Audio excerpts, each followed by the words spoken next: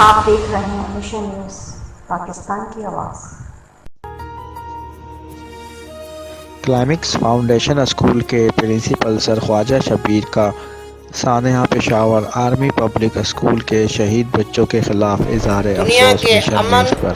के लिए कुर्बानियाँ देती हुई आ रही है और देती रहेगी। हम चाहते हैं कि पूरी दुनिया अमन से रहे, मोहब्बत से रहे, भाईचारे से रहे।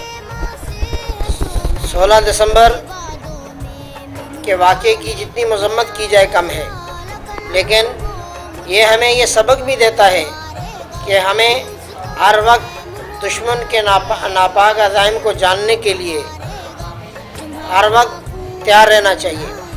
हमें अपने वतन की खातिर, अपने नज़रिए की खातिर पीछे कभी नहीं हटना चाहिए।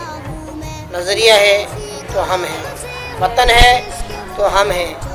बाकी सब चलता रहता है, लेकिन वतन की आज़ादी, नज़रिए की आज़ादी और पाकिस्तान की आज़ादी के लिए, पाकिस्तान की खुद मुख्तारी के लिए ये हमारे सीने जो है वो बहुत ज़्यादा हैं। दुश्मन की गोलियां ख़त्म हो जाएंगी, लेकिन हमारे सीने कम नहीं पड़ेंगे।